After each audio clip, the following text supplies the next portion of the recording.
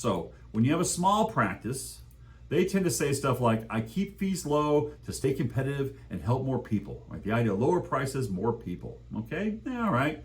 And they'll say stuff like, keep it small so I can deliver personal care. I don't have so many patients. I want to see every patient myself. I want to do all the procedures myself. That's just what I'm all about.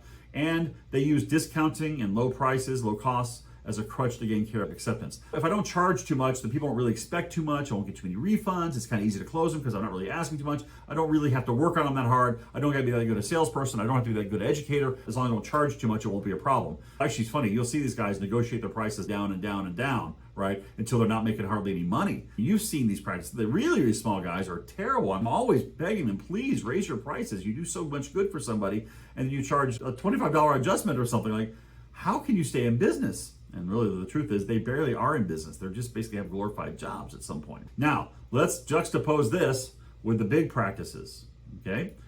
They charge enough so they can advertise and reach more people, invest in facilities, equipment, personnel, and training.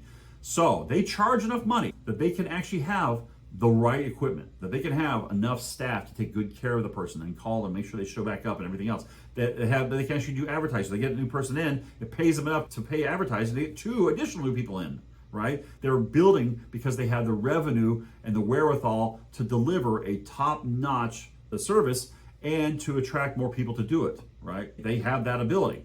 They ultimately deliver to more people and more care to more people. I mean, these practices are big practices. Why are they big? Because they see a lot more people, right? So the small guy, he sees a handful of people, and the big practice sees that many people this morning. Like the guy sees in the week, they see in the morning, right? So who's actually helping more? Who's actually helping more? By charging enough, you actually help more people, okay?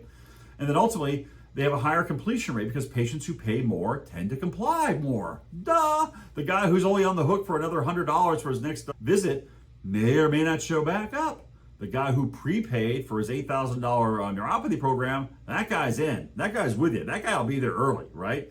Tends to be. We all know how it goes. But if you want to have more completions, charge more. They're more invested. The patient's more invested and they show up more, and you have the money then to go and get 3 more new patients for every one you treat.